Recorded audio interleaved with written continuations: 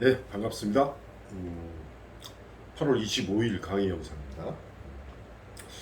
오늘은 빨리 하면은 영상 하나, 아니면 좀 늘어지면은 뒤에 조그맣게 두 개, 가능하면 간단하게 하나로 마무리하면 좋겠어요. 또 글도 짧잖아요, 그죠? 작별입니다. 이정희님이 발제를 맡아주셨는데 줄거리를 아주 단락별로 이렇게 에피소드별로 이렇게 나눠서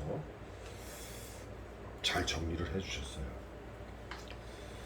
그런데 문제는 뭐냐 하면은 소설 읽으면서도 좀 잘 이해가 안 되는데, 연결이 잘 안 되는데, 이정희님이 요약해 놓으신 줄거리를 읽어도 자꾸 머릿속에서 겉돌아요. 어떻게 연결되는지. 동화라고 그랬죠, 동화. 지난번에 우리 강의 개강하고 나서 기존의 예전의 수강생들이 쓴 작품들을 이렇게 공부를 했잖아요. 그때 동화 얘기를 했어요. 동화 그러면은 그 문학의 갈래를 이야기할 적에 그 밑에 갈래로 이제 시하고, 그 다음에 소설하고, 그 다음에 수필하고,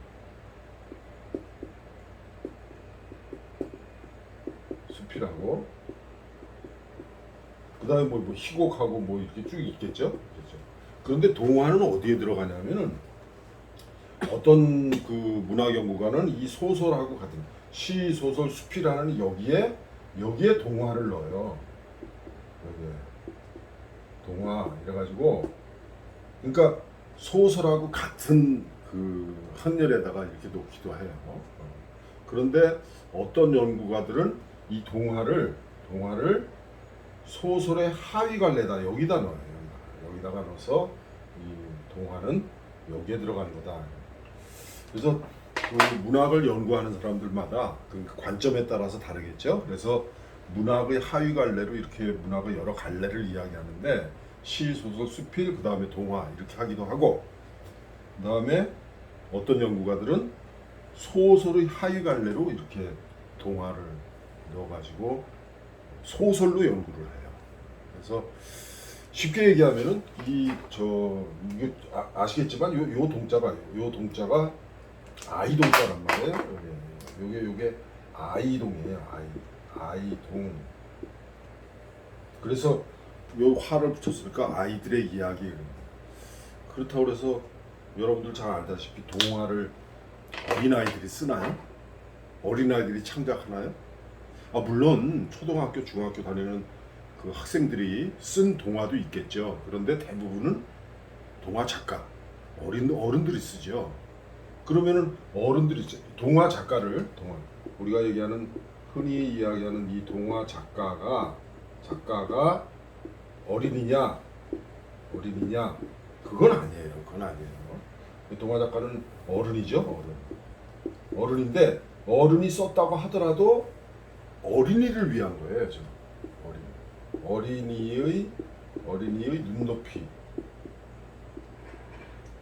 어린이의 눈높이로 쓴, 그러니까 소설은 소설인데 어린이의 눈높이로 쓴 소설이다, 이렇게 얘기하는 게 좋죠. 다만 그 주제의식은 우리가 소설에서 담아내는 여러 가지 어떤 심오한 인생의 철학, 인생의 의미 이런 것보다는 어린아이들이 느낄 수 있는 거예요. 그러니까 그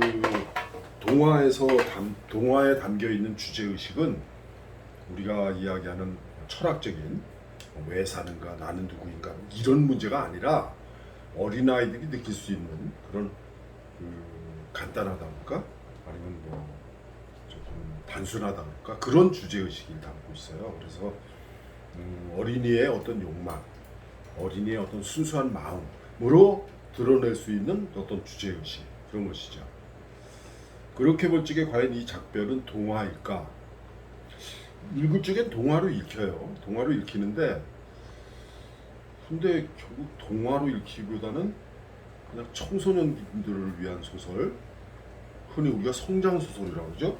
성장소설이라는 말을 쓰는데, 다른 말로 이제 성장소설이라는 말을 써요. 성장소설. 이거를 흔히 해서 청소년 소설 이렇게 얘기하죠. 청소년 소설. 그러니까 그 통과 의례처럼 이렇게 성장하는 과정에서 이제 알게 되는 그런 어떤 인생의 의미랄까 삶의 지혜랄까 이런 거죠. 황순원의 소나기 기억하시죠? 예, 황순원의 소나기는 분류를 할 적에 소설로 분류를 하지만 여기에 해당돼요. 성장 소설이에요. 즉 소년이 사랑에 눈을 뜨는 과정 그거죠. 그리고 소녀도 사랑에 눈을 뜨는 거죠. 소녀가. 그래서 죽을 적에 그러잖아요. 그 소년하고 비를 맞으면서 그 볏짚 속에 거기에서 그 자국이 묻었는데 그 옷 그대로 저 입은 채 그 옷 그대로 묻어달라고 그러잖아요. 그런 마음은 뭐냐면은 소년과 나누었던 그 따뜻한 정 그걸 뭐 우리 굳이 사랑이라고 표현을 안 하더라도 소년과 나누었던 그 따뜻한 마음 정을 그대로 간직한 채로 죽겠다는 거죠. 그럼 결국 이렇게 성장 소설로 분류를 합니다.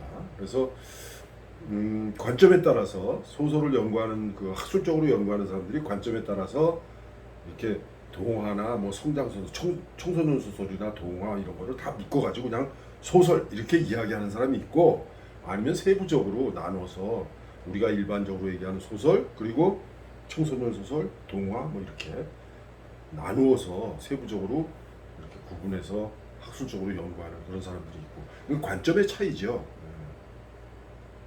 저는 어떤 걸 하고요? 저는 그냥 소설로 읽어요. 그냥 동화건 청소년 소설이건 그냥 소설이다. 다만 작가가 상정하는 독자가 있잖아요. 그 독자가 어린이를 위한 소설, 동화가 있고 어른들을 위한 동화가 있고 이런 차이일 뿐이지 동화라고 해서 뭐 따로 동화를 뭐 이렇게 저는 그렇게 하고 싶진 않아요. 그냥 소설은 소설이다. 동화도 소설이다. 그래서 우리 부천시민 작가교실 소설 창작반에 동화도 같이 공부를 하는 겁니다. 동화를 구체적으로 공부하시고 싶으신 분은 따로 이렇게 동화를 연구하는 그룹이 있으니까 우리 부천에 한국 작가회 부천 지부에 보면 동화반이 있어요. 한국에서 동화 작가로 유명하신 분 강정규 선생님이라고 하십니다. 그 강정규 선생님께서 지도하시는 그룹이 있어요. 자, 이정희님이 발제해 주신 거 등장인물을 아주 자세하게 했어요. 등장인물 간단하죠? 강아지하고 아이밖에 없어요. 그리고 엄마 아빠가 나오는데 엄마 아빠 한 번씩밖에 안 나와요. 엄마는 아이의 대화에서 한마디 나오고 아빠는 아이에게 디지털 카메라 사줬다는 거 외에는 안 나와요. 그럼 결국 아이하고 누구예요? 강아지하고. 구성은 순행적 구성으로 강아지와 아이의 만남, 함께 지내고 강아지와 아이가 헤어지고 아이가 꿈을 이룬 걸 알게 되는 것으로 이어진다. 그 다음에 여기 이정희님은 이 표현상으로 아이의 방황과 공허감을 느낄 수 있는 부분, 그 다음에 별이 각자에게 다르게 닿는 모습을 예쁘면서도 슬프게 느껴지게끔 이렇게 표현하는 그 부분을 문장 두 개를 예를 들어서 이렇게 좋다고 뽑아줬어요. 그 다음에 이제 이정희님의 감상을 보면은 이거 소설을 읽었어요. 소설로 읽고. 근데 학교 적응을 하지 못하고 방황하는 청소년이 꿈을 발견하고 결국에는 이룬 것을 강아지의 시점에서 이야기한 소설. 동화이다. 가로 열고 동화이다. 학교 적응을 하지 못하고 방황하는 청소년. 이 작품 속에서 작별이라고 하는 이 작품 속에서 아이가 주인공인데 이 아이가 학교에 적응하지 못하고 방황하는 상황이 나오나요? 물론 대화에는 나오죠. 대화에는 나오는데 왜 방황할까? 왜 학교에 적응을 하지 못할까? 없어요. 몰라요. 모릅니다. 그래서 나중에 또 다시 얘기 나옵니다. 시점은 강아지의 1인칭 관찰자 시점입니다. 예, 맞습니다. 이거 1인칭 관찰자 시점입니다. 물론 중간중간에 1인칭 관찰자라기보다는 오히려 전지적 작가 시점으로 쓴 그런 게 나와요. 왜 마음까지 읽어내니까. 그죠? 사건의 서술은 강아지의 시점으로 서술해야 해서 제한적이었지만 당연하죠. 예를 들어서 지금 이 아이의 이런 행동을 쭉 서술을 하면서 시점이 화자가 아이의 엄마라든가 아이의 아빠라든가 아니면 아이의 뭐 형이나 동생이라든가 이렇게 되면 모르겠는데 이 강아지란 말 동물이에요. 동물의 시점으로 아이를 중학생인 아이를 서술을 한다. 그럼 제한적일 수밖에 없죠. 즉 강아지의 IQ가 어느 정도인지는 모르지만 지금 여기에 작별에 나오는 강아지의 IQ 보면은 인간하고 비슷해요. 거의 똑같아요. 그렇다면은 왜 강아지의 시점으로 했을까? 강아지를 화자로 내세웠을까? 그럼 강아지로 화자로 내세웠을 적에 좀 더 이렇게 독특하다거나 아니면은 더 득이 되는 독자들에게 뭔가 어필할 수 있는 그런 부분이 있는가? 그게 안 느껴져요.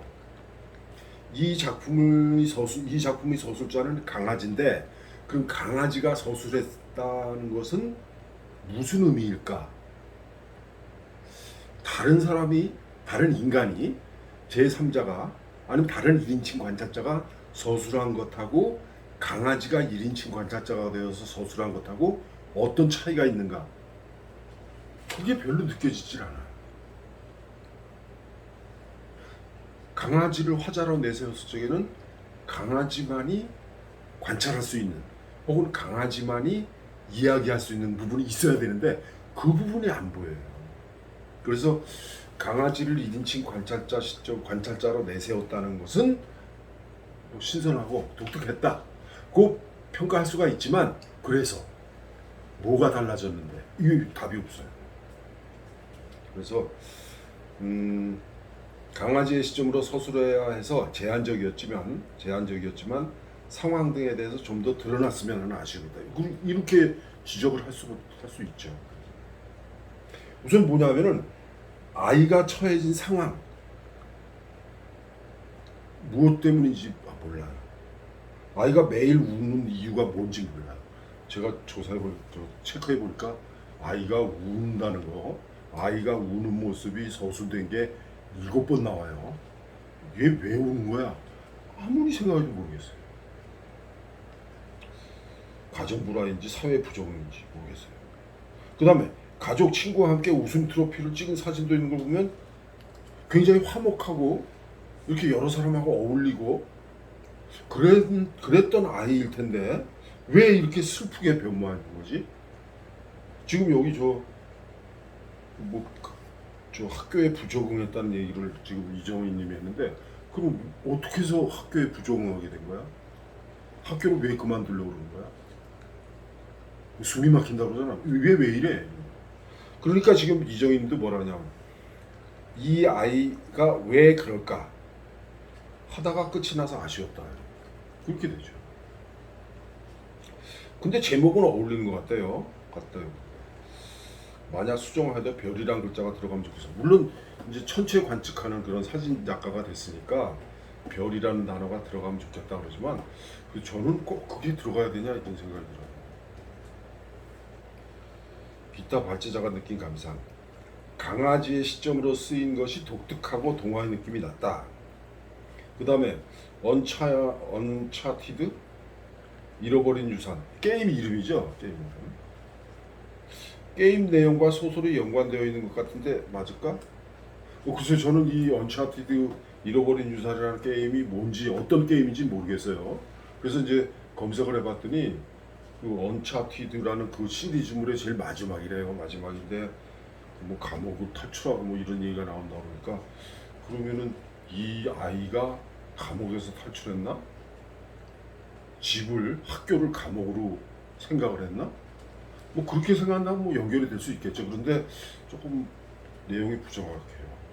제 생각에는 꼭 그렇게 연결되는 것보다 그냥 게임에 몰두하는 거예요. 게임에 몰두하면서도 그러니까 게임을 하고 싶어서가 아니라 뭔가 다른 일을 할 게 없어서 게임을 한 것처럼 이렇게 느껴지니까 그걸로 그냥 그 게임 이름이 들어간 게 아닌가 저는 그런 생각이 돼요. 그리고 이정희님이 이제 질문을 했는데 교수님과 수강생분들 어떻게 생각하십니까? 아이가 우는 이유가 무엇일까요? 이정희님은 이렇게 생각했어요. 아이가 반짝이는 빛을 잃었기 때문이라고 추측했다. 절망했다고. 결말부분에 가서는 별을, 즉 꿈을 찾았고 그로 인해서 울지 않게 되었다는 이야기가 아닐까 이렇게 생각한다는 건데 나도 모르겠어요. 나도 얘 왜 울어? 이런 우는 게 아까 7번 나온다고 그랬죠. 얘 왜 우는 거야? 모르겠어요. 저도 모르겠어요. 그러니까 결국 뭐냐면 뒤에 보면 감상에 우리 저 수강생들 감상에 그렇게 지적한 게 있는데 너무 많은 부분이 생략되어 있다. 그렇게 됩니다. 자, 곧바로 넘어간다. 유기영님 감상. 강아지를 주인공으로 설정한 발상이 신선했다. 그렇죠? 그런데 강아지와 아이만 주로 등장하고 이야기 전개가 너무 단조로운 느낌이 있다. 굉장히 단조로워요. 얘기가.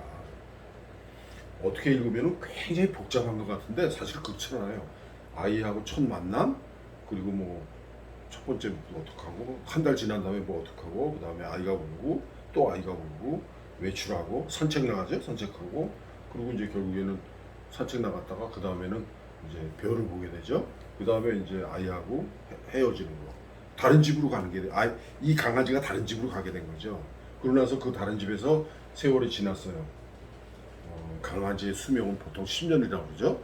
10년에서 뭐 이렇게 오래 사는 건 15년 산다고 그러는데, 그럼 오래 살았다고 치고 15년 살았다고 치고 중학생이었던 아이가 15년 됐다. 그럼 30살쯤 됐겠죠. 그때 이미 천체 사진 작가로 이제 이름을 떨치게 된 거야. 책도 여러 권 나오고. 근데 그때까지 이 천체 사진 작가가 된 그 아이가 목에 이 강아지, 지금 이 화자인 강아지하고 찍은 사진이 이렇게 목에 걸려 있는 거죠. 예쁘게. 근데 사실은 유기영님이 여기다 소개를 해주셨는데 기성 작가들 중에 구여서 같은 경우는 구참나무가 화자가 돼가지고 이야기를 전해줘요.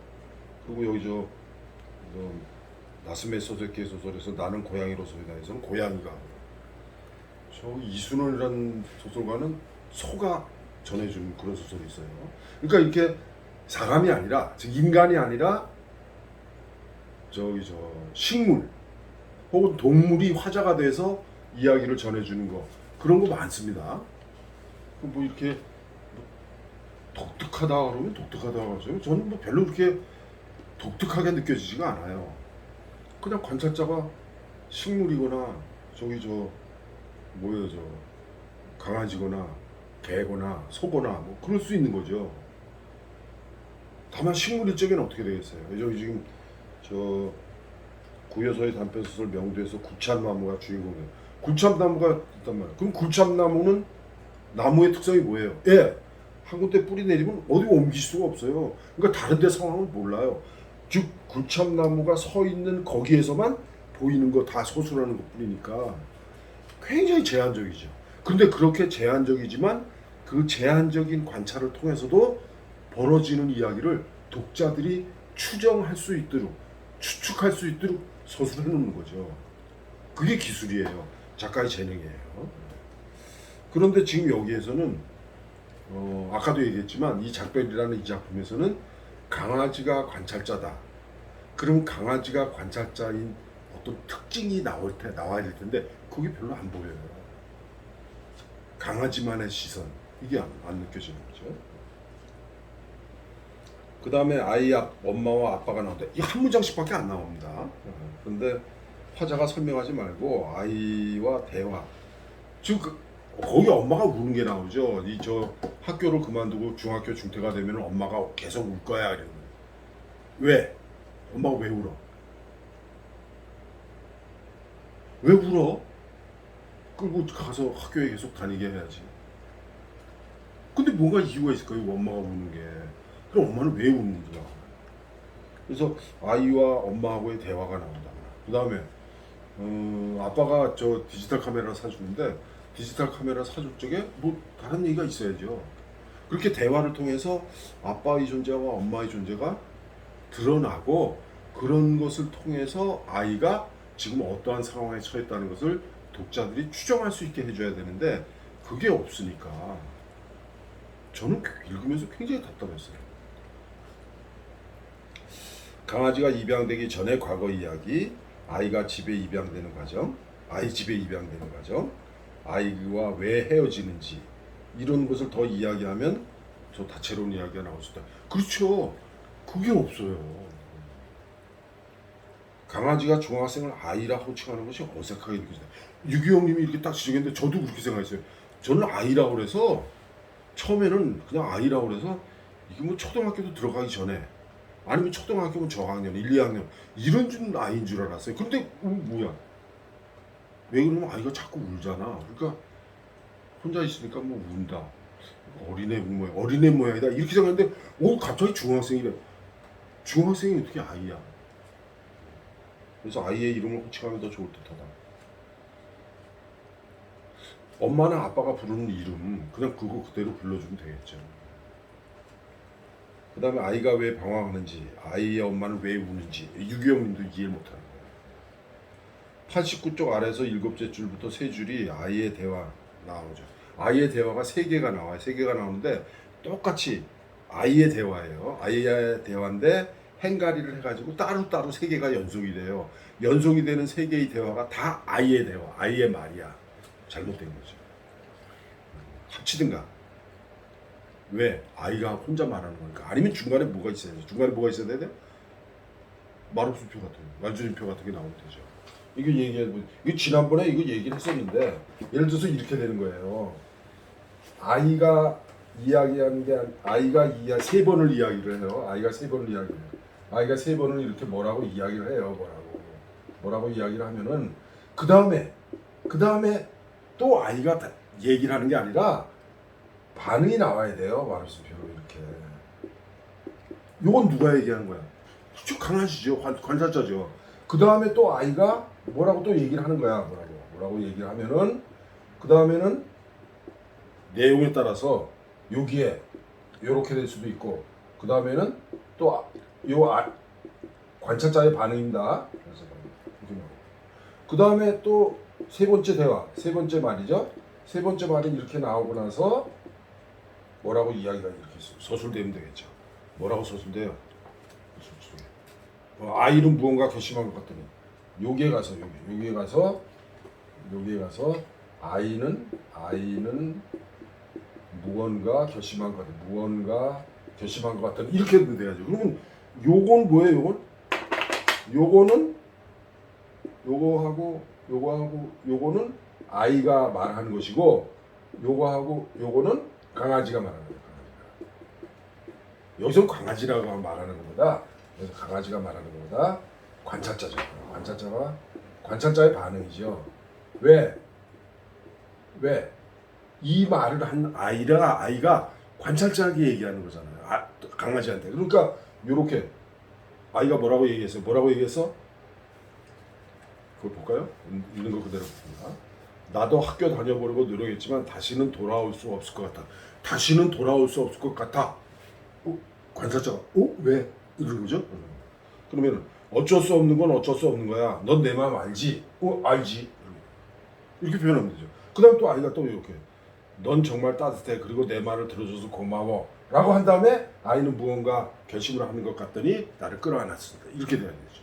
그래서 절대 한 사람이 말하는 거를 여러 개를 한꺼번에 쭉 한가리 해가지고 이렇게 쓰지 마세요. 만약에 한 사람이 한 거다. 그러면은 아예 합쳐버리세요. 아니라면은 이렇게 구분해놔야 돼요.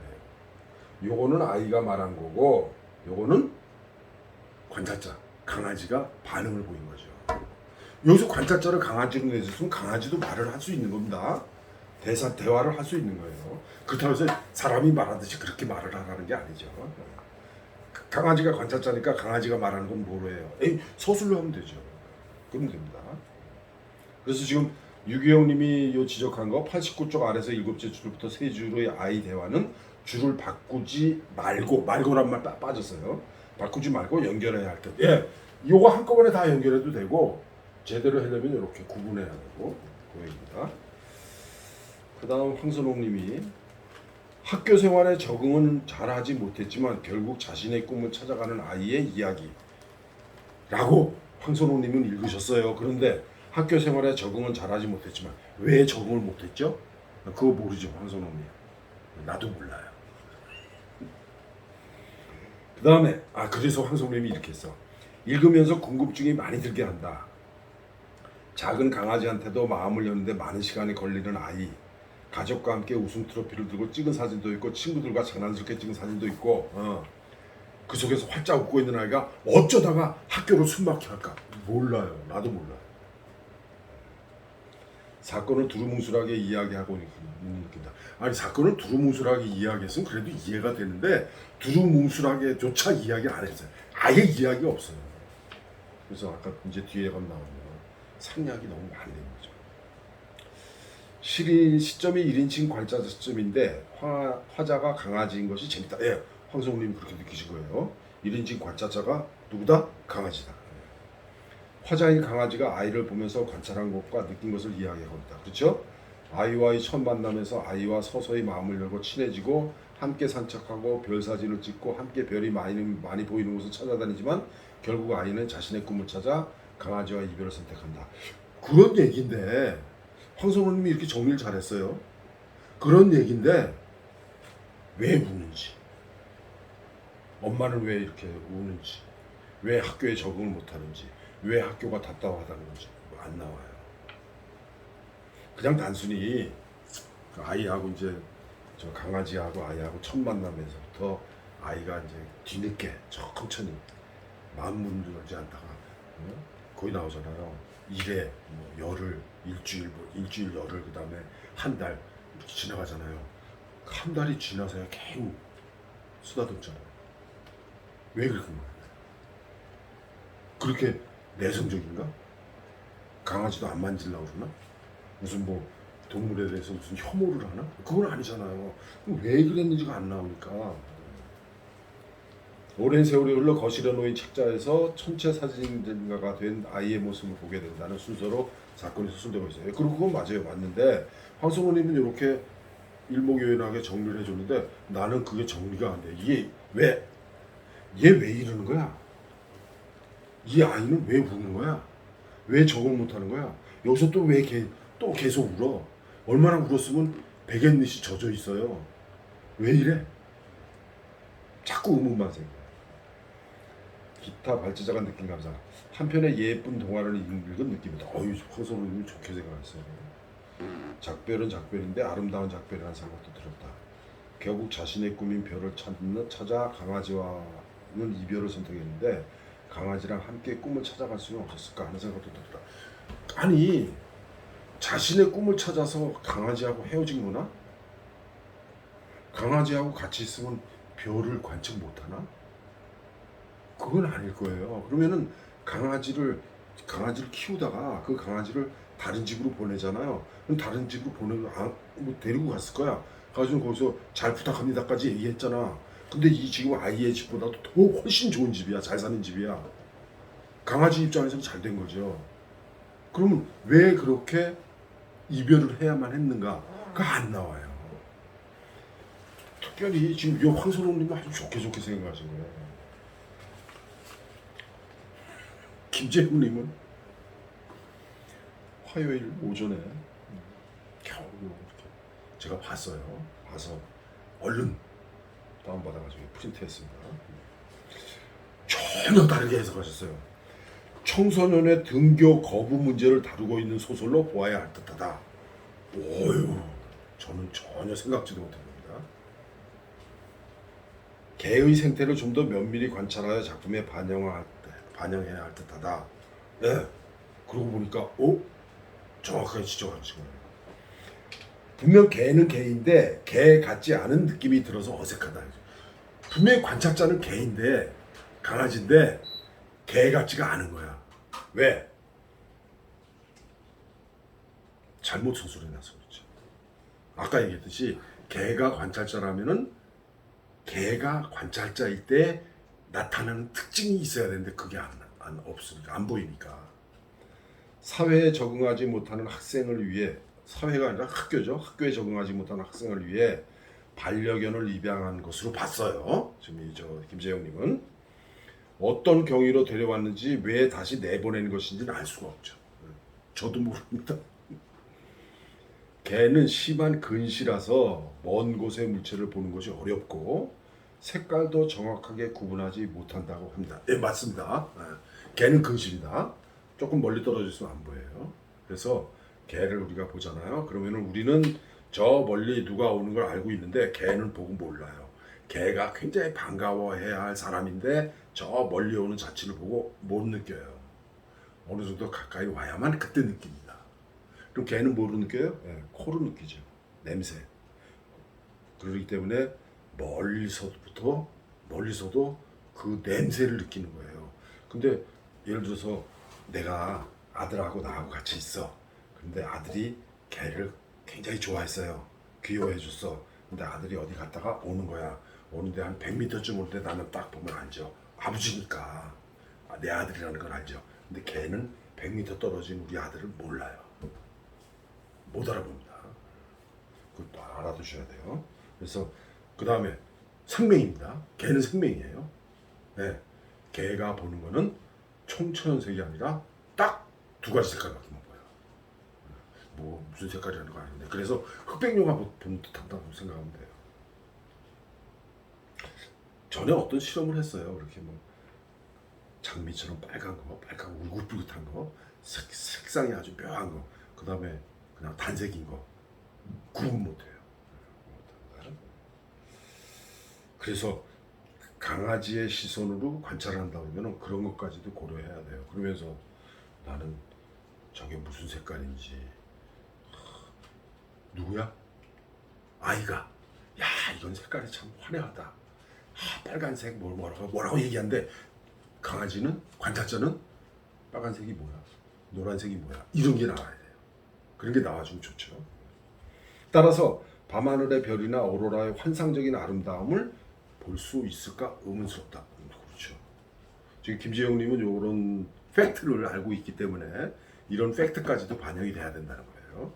이런 게 반영이 되면은 강아지가 관찰자가 됐을 때의 특징이 잘 드러나겠죠. 동생이나 형이 관찰자가 되는 것보다 강아지가 관찰자가 됐을 적에 그런 것까지도 잘 나타낼 수가 있겠죠. 그죠?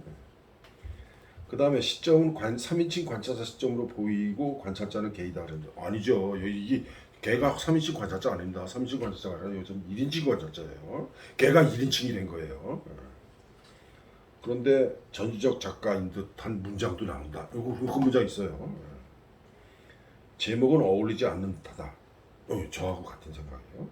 아이와 헤어진 것이 이 작품의 핵심적인 내용이 아니고 아이가 시련을 극복하고 성장하는 내용이 핵심이라고. 성장소설로 봤어요. 김재영님은. 문장이 간결하고 잘 읽히지만 군데군데 이해되지 않는 부분이 있다. 이해되지 않는 부분 나도 이해가 안 돼요. 그래서 여기 김재영님이 아주 재밌게 요약했어요. 너무 의문이 많이 남는 작품이다. 왜? 독자가 추리할 수 있는 범위를 넘어선 듯하다. 아이 엄마나 아빠에 대한 정보가 너무 부족하다. 그렇죠. 그래서 아이와 단둘이 지내야 한다는 것을 알았습니다를 보면 마치 아이가 혼자 살았다는 말처럼 느껴지지만 중학생이라는 점을 생각해보면 그럴 리는 없다는 생각이 듭니다. 여기 아이가 왜 혼자야? 이런 그런 생각이 들어요. 저는. 강아지를 관찰자로 삼았다는 것은 재미있는 발상인 듯한데 좀 더 개의 생태가 그럴듯하게 그려져. 그렇죠. 그게 약해요. 그러니까 이 작품을 전체적으로 평가하자면 두 가지 점이에요. 하나는 뭐냐? 생략된 부분이 너무 많아가지고 작가가 이야기하고자 하는 게 뭔지 잘 모르겠다. 이게 첫 번째고, 두 번째는 뭐냐면은 관찰자를 강아지로 내세운 거는 참 독특한 발상이 될 수도 있겠지만 강아지를 관찰자로 내세웠을 때의 특징이 우리가 느끼지 못해요. 여기서 강아지가 관찰자가 몰라요. 저는 이렇게 지난번에 얘기했듯이 이렇게 막 푸신트 해가지고 아날로그 세대니까 뭐 거기다 미술 치면서 이렇게 읽어요. 작별 주제를 담기에 좀 담아내지 못했다는 생각이 들어요. 저는. 그 다음에 여기 첫 번째 보세요. 첫 번째 아이와 첫 만남을 기억합니다. 사람들로 둘러싸여 있어서 몰랐습니다. 강아지 귀엽다 하면서 서로 돌아가면서 저를 안아준다. 그럼 뭐예요? 서로 돌아가면서 안아주는 건 뭐예요? 두 가지로 해석할 수 있어요. 강아지를 파는 곳에 가서 여러 사람들이 다 안아주고 그러고 나서 한 마리 남았는데 그 강아지가 여기에 관찰자인지 그래서 그 강아지를 데리고 온 건지. 그다음 두 번째는 가족들이 다 모여 있는데 그 가족들이 다 강아지 귀엽다고 다 안아줘요. 그러다가 그 가족들 다 가버리고 강아지하고 이 아이만 남은 거야. 두 번째가 되겠죠? 다음 날에도 그 다음 날에도 만약에 어디 가서 살라고 그랬으면은 그 다음 날에도 거기 가야 될 거 아니야. 그게 아니죠. 그러니까 여기서는 강아지를 어디서 사왔을 적에 뭐 요즘 뭐 고급스럽게 입양해 온다 그러는데 저는 그냥 사온다 그래요. 강아지 사와가지고서는 지금 강아지를 키우려고 그래. 그런데 그 강아지를 사왔을 적에 엄마도 안아보고 아빠도 안아봤고 또 이 아이도 안아봤을 거 아니에요. 그러면서도 안아보는 사람마다 다 귀엽다고 했어. 그러고서는 엄마도 가버리고 엄마도 아빠도 자기 방에 들어가 버리고 그래서 아이하고 혼자 남았어. 근데 그 다음에 보니까 아빠하고 엄마는 강아지를 더 이상 안 안아줘. 그러니까 계속 이 아이는 저 강아지는 아이하고 같이 있을 수밖에 없는 거죠. 둘이만 남겨진 거예요. 그런 얘기죠. 무관심 무표정. 아이는 처음에 그랬어요. 그런데 여기 개그 프로 금요일 밤에 개그 프로 보다가 웃음 대신 눈물만 훔쳐내요. 얘 근데 왜 우는 거야? 개그 프로그램 보면서 왜 우는 거야? 그리고 이제 일에 보름 20날 한 달이 지나고 나서 아이가 나를 어루만져주는 손길 느껴져요. 그때서야 이제 아이가 이 강아지를 만지는 거야. 그 다음에 또 이제 게임을 해요. 게임을 하면서 이때에서 이제 여기 올래? 그래가지고 아이 무릎에 앉아요. 무릎에 앉아서 아이 무릎에 앉은 날이 많아졌다. 그래서 게임을 하는데 게임을 좋아서 한다기보다 무언가를 해야 하는데 무엇을 해야 할지 몰라서 게임을 하는 것처럼 느껴졌다. 그러니까 이 아이에게 문제가 있는 거죠. 그죠? 아이에게 문제가 있으니까 여기 또 외출한다고 그러잖아. 이게 점점 발전하는 거예요. 아이하고 이 강아지하고의 그 관계가 점점 발전해서 점점 더 친밀하게 우리가 독자들이 느낄 수가 있죠. 그 다음 거실에 지붕이 있는 제 집이, 그러니까 거실에 지붕이 있는 개 집이 있다는 걸로 봐서 이 개는 마당에서 키우는 개가 아니라 방 안에서 키우는 애완견이에요. 요즘 우리 반려견이라고 그러죠? 반려견. 그런데 애가 밖으로 나갔다. 그런데 홀가분하게 자유로움을 느낀다. 그럼 이 아이, 강아지도 애하고 사이가 그렇게 좋은 건 아니죠. 그죠? 그 다음에 거기 보니까 뭐 우승 트로피도 보이고 가족 사진도 있고 그래요. 한 달이 지났는데 그제서야 이게 나와요. 그러면 이런 첫 장면에서 그 집안 묘사가 나온 게 좋죠. 근데 갑자기 또 위로가 필요해서 말이야. 미안해, 조금만 할게. 두 번째 뭐 여기서 웅크리고 울기 시작하죠. 그리고 산책하러 가서 산책하러 갔다 막 뛰어가다가 다른 곳을 가리키면서 가리켜. 이 다른 곳이 어디야? 다른 곳이 어딘가 아무리 찾아봐도 안 나와요. 그러고 나서 또 가만히 눈물을 닦아요. 소리내어 울지는 않는데. 그래서는 어느 날 네 번째예요. 베갯잎이 촉촉이 젖어 있어. 왜 우는 거야? 그 다음에 또 이제 마지막 기회야. 학교에 가지 않으면 난 중학교 중퇴가 돼. 나는 학교로부터 자유로워지는데 엄마가 매일 울어. 엄마가 왜 매일 울어?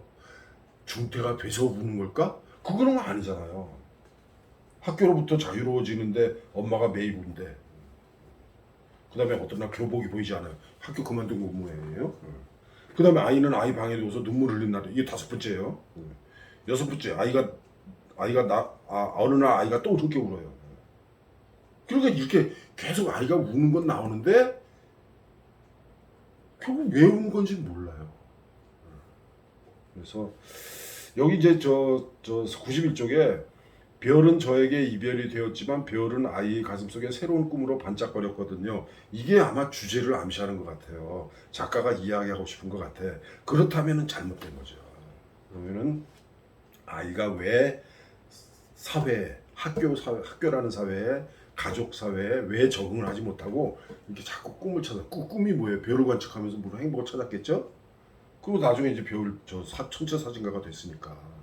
그런 과정이 나왔어야죠. 그래서 가족 관계라든가 학교 생활, 그다음에 우는 모습 이게 아무 의문만 남은 거예요. 왜 우는 거야? 마지막에 이제 천체 사진 작가가 됐다는데 천체 사진 작가가 됐다면은 성공한 거 아니에요. 꿈을 찾아서 갔어요. 이게 연결이 돼야 될 텐데 연결이 안 돼요. 그래서 지금 아까 황선홍님이 좋게 해석했는데 그 좋게 해석하는 그 부분이 잘 나타나도록 고쳐야 돼요. 제목도 저는 그렇게 잘 어울린다고 생각을 하는데 동화일까 소설일까? 예, 동화건 소설이건 뭐가 되려다가 말았어요. 그게 좀 안타까워요. 자 여기까지 하고 다음 주는 서른화합 경계입니다. 서른화합 경계 수정작이라고 그랬죠? 어디가 어떻게 수정되는지 잘 살펴보세요. 발제자? 네, 발제자 전부 다예요.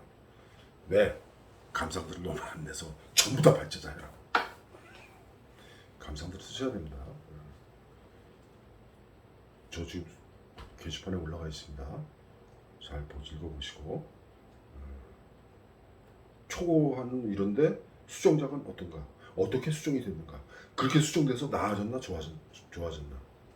좋아졌나 나빠졌나? 그런 것도 좀 판단을 하시면 좋겠습니다. 아시겠죠? 전부 다 발제자입니다. 다음 주로 네. 전부 다 발제자가 전부 다 일요일까지 다 올려야 됩니다. 아셨죠? 오늘 여기까지 하겠습니다. 하나로 마무리하겠습니다.